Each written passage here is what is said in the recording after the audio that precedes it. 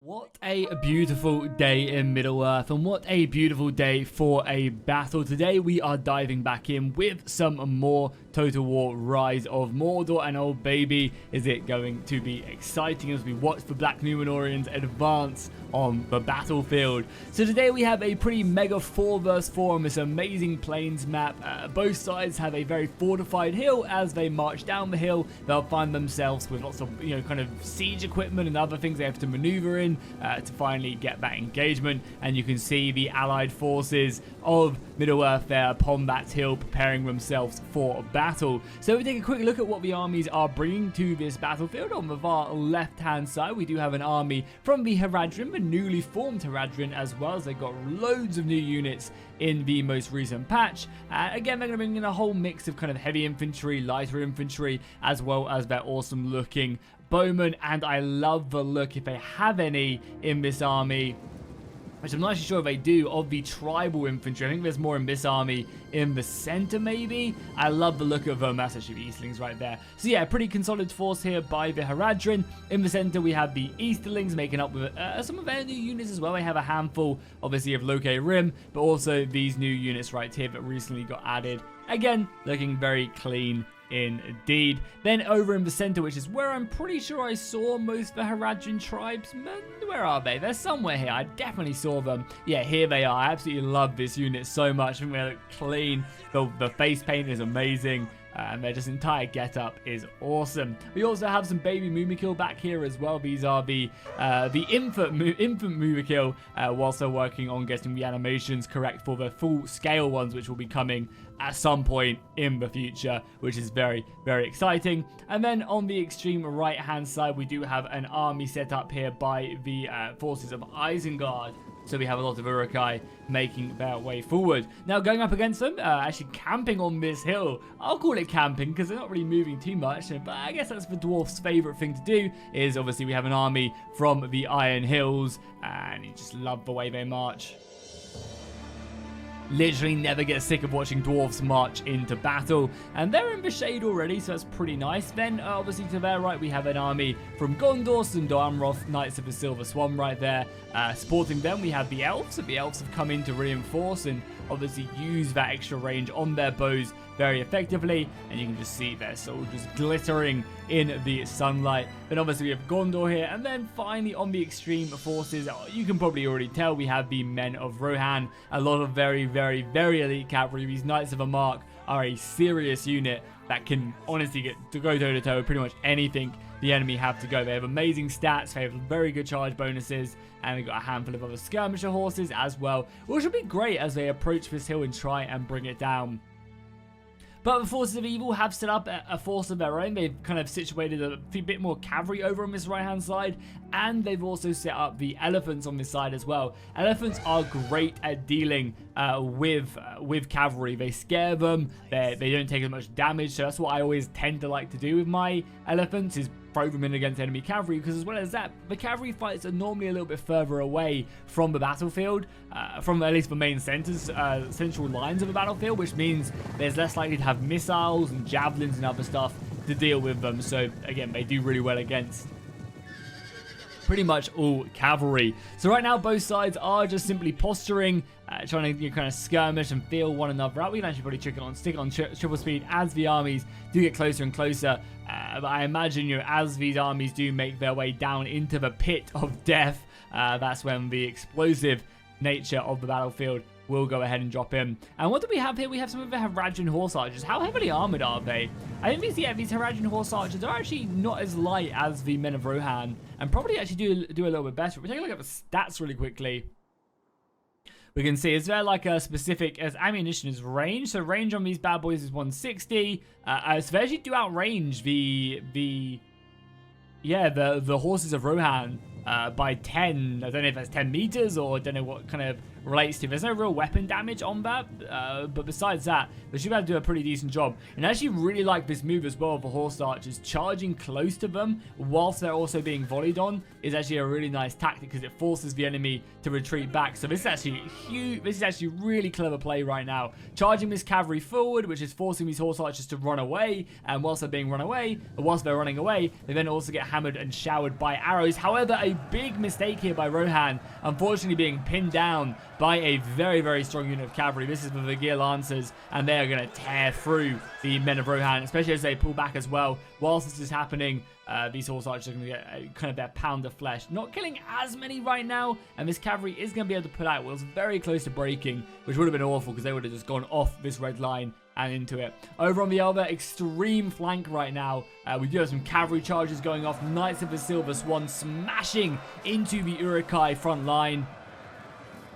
I doubt these Uruk-hai were in a defensive position so that the Knights of the Silver Swan, the heaviest cavalry in Rise of Mordor, would have done some serious damage to them. If we take a look at you can see that unit of White Hand Stormers absolutely decimated. And this is the strongest unit that the Isengard forces have to bring to bear. So you can only take 3 of these bad boys. So to already take one down with literally minimal losses on that cavalry, losing 2 horses from each division is not bad. And as these guys are forming up, the cavalry is circling once again. So nice play on both flanks. This is also an absolutely huge battle. 7,000 forces of good and over 9,000 from evil. So yeah, a 14,000 man battle is nothing to sniff at whatsoever. And if you guys want to see more big scale 4v4 battles like this, make sure you drop a like and a comment down below. Really lets me know that you guys want to see more battles like this. And I mean, you know, cool custom maps on large armies. It's always super fun to see what the players do bring up, and it does seem like Rohan are taking their infantry and they're going to kind of move their way in and try and plug this gap, whilst their cavalry really try and dominate this side. But I also like what the Haradrim are doing, bringing up their archers to help support this fight, just really pushing back this cavalry as the rest of their line does continue to move up as the harassment again continues on this side. Another good charge in there. That time will probably be not as great, but they're also charging into spears. So I think the Knights of the Silver Swan will be losing a few more horses this time. But again, that battle line was just far too thin. You need to be way more densely packed. You can see the other unit of White Hand Stormers is pretty much non-existent now, ready to break. And even though the spears were able to, take down another like 10 of these horses and only another 1 in that other unit, still very nice indeed. And finally, cavalry is now bringing over to kind of stop this from happening. So we are now seeing that that reinforcement is being sent over, which is so goddamn crucial. So let's jump ahead now until the battle lines are a little bit closer, and then we will dive into the melee. Okay, so it seems like the cavalry has nowhere left to go. A unit of the Vigir Lancers charging in and immediately being pounced upon by the men of Rohan. The Knights of the Mark smashing into their flank, which is going to force the rest of the Serpent Guard, the Elephants, and everything else to go ahead and get committed. And this fight is pretty unfortunate for both sides, as there's like such a long distance to travel to get engaged in this. And I think this cavalry fight will be very, very brutal as both sides trade in. We've also got Elephants here, which I don't think is going to be a great trade for the forces of the good side. Over on this other side as well, you're seeing a very defensive position. I mean, they've taken the bottom of the hill, and if they can win this cavalry fight, they'll be able to really wrap around. And it seems like Rohan are fully committing to this, but Harad are the first ones to start making their move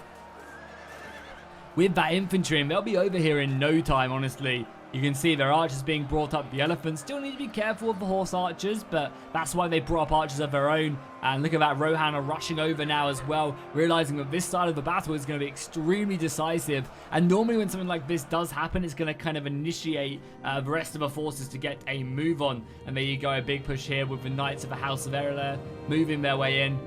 Charging in against the horse archers, obviously, as they try and bring back their soldiers. And this is a very risky charge here, getting it very close. Obviously, a beautiful charge off there onto the archers, then right into the infantry, which is going to be able to really get themselves stuck in there. These Black Númenóreans, God, I couldn't speak there, are extremely tanky. So they're going to be able to pin down this unit of extremely elite shock cavalry and expensive shock cavalry and try and take their pound of flesh. I'm surprised we're not seeing more men being brought over, as the Elephants are already up to 41 kills now, causing absolute mayhem. Obviously, the archers, look at that elephant just rip through. Oh my god, it is just tearing apart.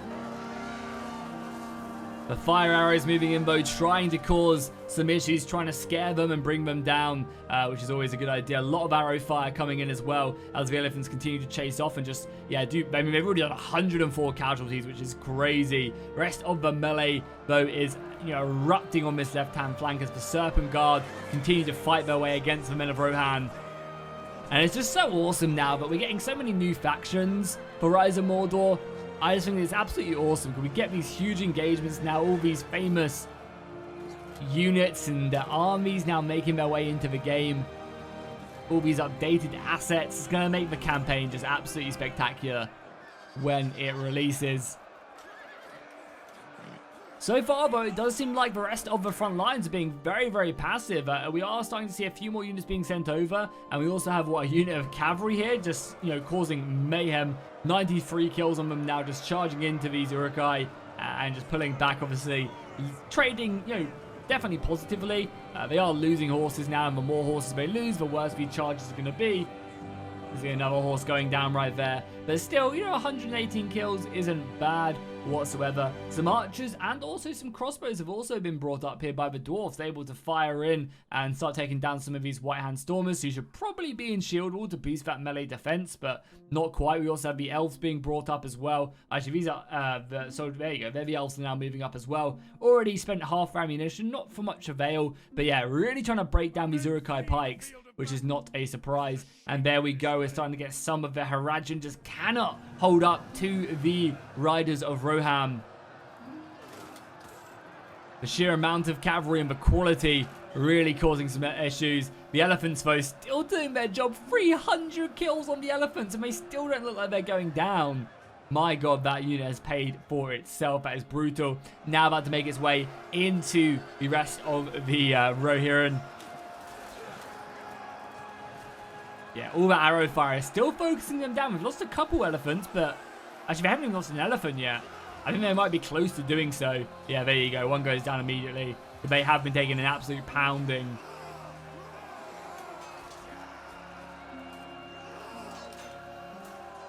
You can see the Rohirrim really trying to deal with that as best as they can. Even some of their friendly arrow fire, I think, is taking down a handful of elephants as well. 338 kills, though, has definitely paid for itself. Able to also deal with another unit right there. And we are seeing some, some of the Serpent Warriors being sent around. We now have a couple of engagements here. And we'll look at it from this angle because it's the brightest. You can now see the Black Numenorians have now advanced in against the Men of Rohan. And I actually don't have a clue who wins this matchup, because this is one of the stronger units from Rohan. They only get one unit of sword infantry, and the rest is either spears or axemen. You can also see that chariot off in the distance, tearing through. Where are the rest of the chariots? There's another one there, another one back there as well, as more of these Serpent Warriors quickly rushing their way over to this flank of the battlefield. I wouldn't be surprised if we did see these chariots turning around and then ripping through this just to give their allies some added support. Exactly. Balance of power wise, we are seeing both sides losing roughly around about the same amount of men, but that's obviously good for evil because they started with 3,000 more men, so we really need to be trading up. I think we need to get them elves stuck in. Yeah, 350 kills now on the elephants. Beautiful. And that's actually really helped to turn this battle around, I think. They were losing that cavalry engagement, and now the elephants have made their way in. They're routing units, they're causing issues, and that's allowing some of the Haradrim lancers from the other army to then fully come in. We are now starting to see the Uruk-hai being pushed up. They're a bit salty from being hammered by crossbow fire, and they are really being picked apart right now. They're expensive units being destroyed, and that's just kind of the strength of this really good defensive position. However, this left-hand side is crumbling. The chariots now are being pinned down, which is the best way to deal with them. And then just being swarming with the rest of the cavalry. We have the Elkin Riders from the Elves here as well. Realizing this battlefield is extremely important. And that elephant is still alive. Causing that fear throughout the Knights of the Mark. And they're going to be sent off the battlefield. One of the problems of fighting so close to the edge is you do run that risk of actually, unfortunately, being sent back. And yeah, look at that. The Umber Usurpers, the Black Numenorians, slaughtering the swordsmen. They only killed 42 of them, so they must have got help from something else, but even still, very nice. And as you can see, a lot of the cavalry roaming around. The Knights of the Silver Swan of Gondor coming to aid their longest standing allies right into the back of the Haradrim swordsmen. and that morale is going to be dropping. We also have King Theoden himself leading the charge for his people and his land, trying to again find some good avenues to attack. I imagine this could be quite a good one, but they need to be careful. A lot of this cavalry wrapping around could be huge. I mean, if it wasn't for elephants, I think the situation would be much, much worse, because they were losing that cavalry engagement, and if they continue to do that, that would have been very rough indeed. And all these chariots actually winning as well. 170 kills on the chariots. Not bad. The rest of the battlefield has now fully engaged, or at least partly engaged. Yes, some of the elves now fighting against the Haradrim. They should be more than capable of dealing with this in the center. The elves are very few in number, but when they lack in numbers, they make up in quality. And generally in a 1v1 with similar tier units, the elves will always come out on top just because of their sheer quality, their better stats. But if you can envelop them, you can kind of outmaneuver the elves just due to that lack of numbers. And as we go down the battle line, you can see the rest of the units. Nice play here by the Isengard player, bringing up pikes just behind his main front line. They give him a bit more protection. Same here with the White Hand Stormers as well. That's a very, very, very deadly shield wall there, and it's going to be hard for them to break. But the Dwarves will give it a crack and try their best to send the enemy packing. Big engagements here on the flank as the Uruk Scouts are up against probably one of their worst matchups. We've got a unit of the Warriors of the Red Mountain, I believe. No, sorry, I remember from Veterans. And then we also have some Tomb Reclaimers here. So these unit of Uruk-hai Half-Orc Spears, yikers, they are in for a hard time. Even this unit over here, the Dwarven Miners, in their little long johns, are probably able to take this unit down. So yeah, this flank is going to crumble, and it's going to crumble relatively soon. And when it does, you're going to have some angry dwarfs coming around. However, some more pikes are being sent up. But yeah, this is just perfect for the dwarfs, able to commit all of their shock infantry to this battle into a favorable matchup. You definitely can't complain there. And now we have the Elkin Rider. Sorry, is this the Elkin Rider? No, yeah, it is coming over as well. It's going to be a huge support. Obviously, these are spears, but still just a rear charge into these lines will route them out a little bit quicker. In the center as well, now we do have the elves engaging the rest of the Haradrim. The javelin men though, the Merhat hunters, able to get a nice little volley off there into the elves. And even though that is so dark, I really do apologize. Look at that damage, absolutely decimating this extremely expensive unit. This unit is super expensive because it is one of the best halberds in the game.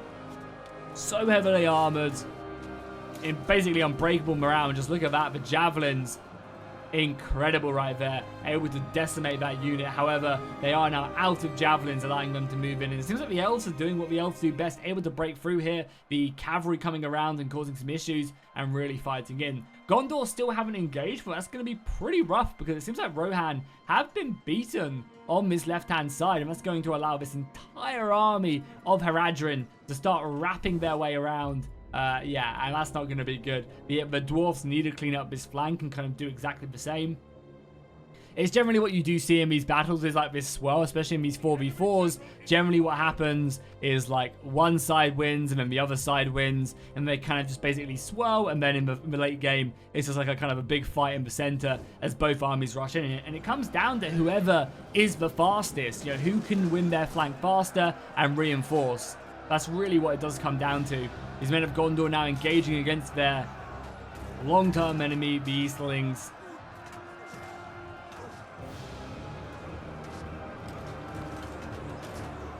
But they're going to have a rude awakening as the rest of the Haradrim now start to turn up. Shock infantry, the Fountain Guard are now being committed to this, but they are under heavy missile fire immediately. Even though the ammunition is running a little bit low, the battlefield is looking rough for the forces of good. Even though the dwarfs have now broken through, the Elkin Riders fighting alongside their dwarven allies. There's Frandril himself with his glorious locks.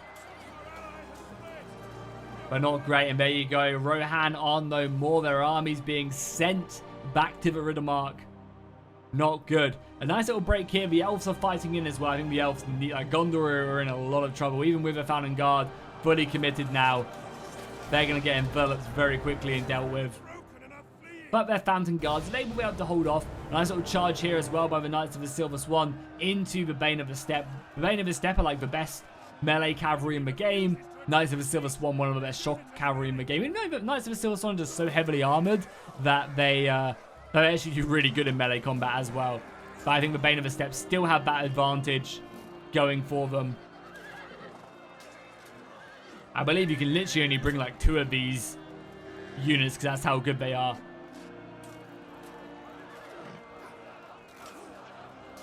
Just absolutely got to love the armor and the detail on these units. And look at that battlefield as well from the distance. One of my favorite things to do in Total War. I love the idea of this.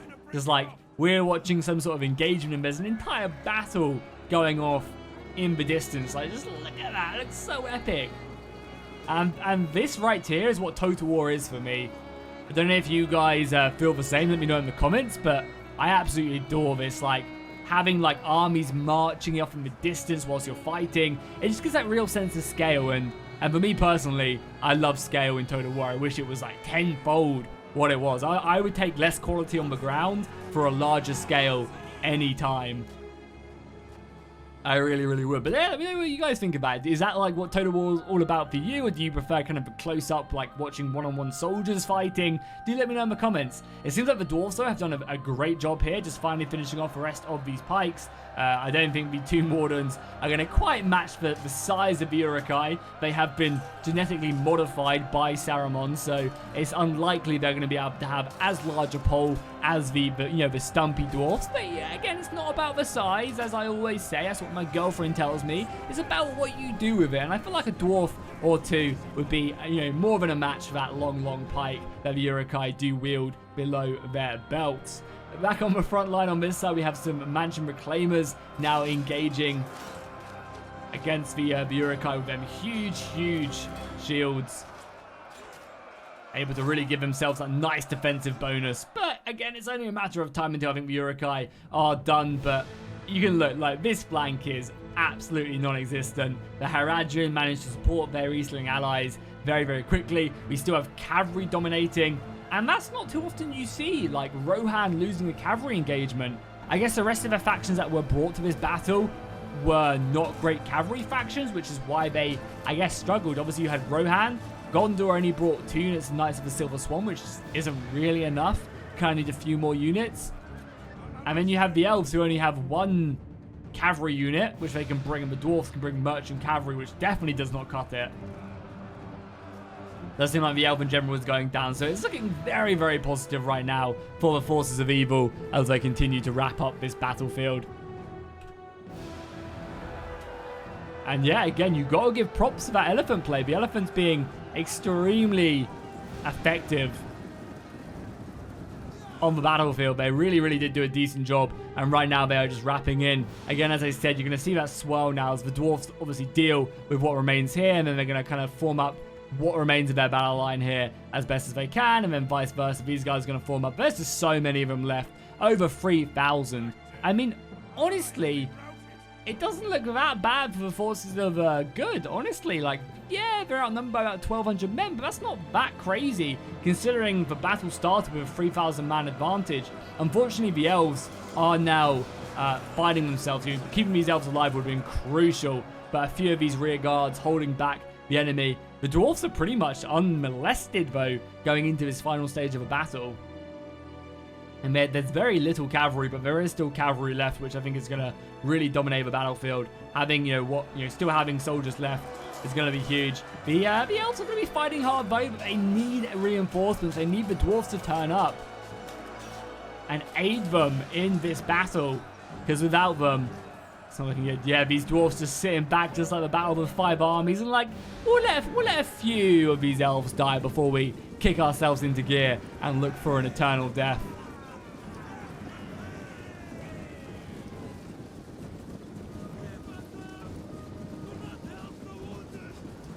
More of these Dwarven warriors being thrown up into battle, ready to push in through these gaps.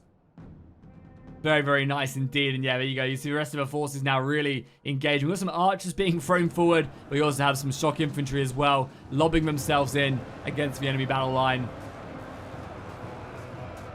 And I imagine these Serpent Glaives will do a pretty decent job. At the end of the day, they are flat. Of course, they're just getting sliced open. They are shock infantry at the end of the day, which always tend to do pretty decently. This random Corsair has now been enveloped.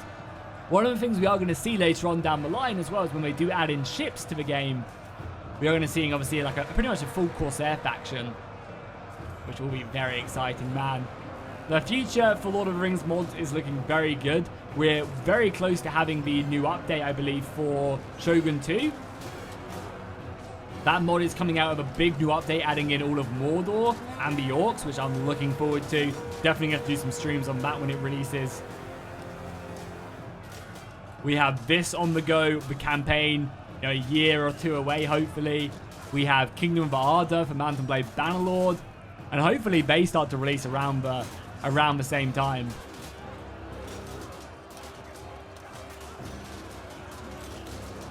Cavalry moving now around that flank, smashing into these poor miners. Oh my god, they just got flattened. A few of them pretending to be dead and now getting back up, but so many of them not. And that unit is gone. Wow, that is not bad. The Dwarves are making this epic last stand, but it's just not going to be enough. Luckily able to take down the enemy general. The infantry is just pouring in. I just don't think the Dwarves can do it. The general being committed now as well. What is this? This is Dane Ironfoot himself fighting in him. Yeah, you can see him. Brave soldier right there. Engaging the enemy as best as he can. There's 2 units back here as well. There's some Tomb Wardens. Oh my god. That could have been huge if they were in the game. I still don't think they'll be able to win, but man, leaving these 2 units behind it is really bad. We've got some Mansion Reclaimers here as well, outflanking. Again, I think that would have been a good idea just to stick them in this front line and just try and hold like this position. Because as the Dwarves, these Mansion Reclaimers are up to 300 kills, but we're not going to do much outflanking, even when the front line's holding. And now these, you know, these 2 Reclaimers and also the Shock Infantry are now coming in. That is a huge shame that they got forgotten about. Because that unit of Tomb Wardens could have literally just sat here and blocked so much. That could have cost them a battle. Obviously, we still have the cavalry with Bane of the Steppe, which is extremely powerful coming in on these Tomb Reclaimers. But even still, that was brutal, and I think that's going to be all she wrote now as the rest of the cavalry circles around. Maybe if these guys were here, they could have held a little bit better. They could have broken the enemy a little bit better. You can even see the dwarves, the dwarven crossbows are doing a pretty decent job here in melee. Any dwarf is a dangerous dwarf. We do also now have some cavalry making their way in. Just trying to dip that dwarven morale down, and the lancers able to really find their mark into the back of the arrow crossbows. And there you go. I think a mass rout is very, very quickly. A nice little charge there into Shock Infantry. Shock Infantry cannot handle cavalry charges. Tomb Reclaimers finally turning up. And there you go. I mean, all the generals are now dead though. A rally being popped up. I mean, the morale from Forces of Evil are actually really bad. If there was any way of breaking them, this battle could literally go in favor. Like, there is a lot of morale down here. If the Dwarves just had that, I don't think the Dwarves have enough left, but if they just had them 2 extra units, oh man. I actually take that back. I think they could have won that. If they had their extra couple units, I think it was definitely a possibility of them winning. Because these spears would have held the line, tied out the enemy, and then you get some Shock Infantry around the side. The cavalry is just the issue, but they've been able to deal with it fairly effectively. Oh, there's also some Javelin Men up here as well. Okay, that's a little bit rough for sure. Javelin Men down into the battle line is, yeah, very, very shaky indeed. I don't know though, that morale could have looked very bad. They've managed to recover from losing that general, and they're obviously going to win now. But even still, that could have been very shaky at that point. Killing the general and then having like some sort of mass rout incur could have really plagued this battle. But it does seem like the Forces of the Easterlings are going to claim this one. In a pretty close battle in the end. It looked very decisive after they were able to wipe Rohan off the field of battle as quickly as they did. Able to then reconsolidate their forces and now surround this last unit of Tomb Wardens. Man, I think it would have been a little bit closer maybe if M2 units were in the battle, but even still, you know, even best players forget some units sometimes, and I think even then the battle was still unlikely to go in favor of the Forces of Good and Evil triumphs this day. So hopefully you guys enjoyed this battle. We'll obviously go ahead and take a look at the kills. I'm excited to see how many kills it was a Pyrrhic victory indeed. I'm excited to see how many kills the Muumikil got in the end, because they definitely did do a good job. Gondor, though, you can see the infantry doing great, and they were just surrounded too quickly. These Phantom Guard are expensive and couldn't really do much, so unfortunately not able to get in. Yeah, look at that. The baby elephants, 374 kills with Bane of the Sept. Sept and Guard, 200 kills. And nice use of the Beastmayers as well. Not bad whatsoever. Do we have any more new kit? Chariots and also Warlords of Rune. Oh, and that Bane of the Steppe, 400 kills. You love to see it. You really, really do. And then over on the other side, I imagine the Dwarves are probably the faction with the most kills. As you can see, the cavalry doing decently. It's just, unfortunately, they were too far away from their army, and they just kind of got picked apart by the sheer kind of alliance of cavalry from everybody else. Then we also have the Elves. Again, you expect this many kills across the army. And then finally the Dwarves. Yeah, 300 kills, 200 kills, 100 kills on their crossbows, 300 kills, 300 kills. They did decently. Always keep in mind, though, these numbers are going to always be inflated, because the Forces of Evil generally have more men in the unit than say the Forces of Good. So because of that, you expect the kills to be higher, but even still, that is very juicy indeed. So if you guys enjoyed this battle, make sure you put a like and a comment down below, and I'll see you guys in the next one.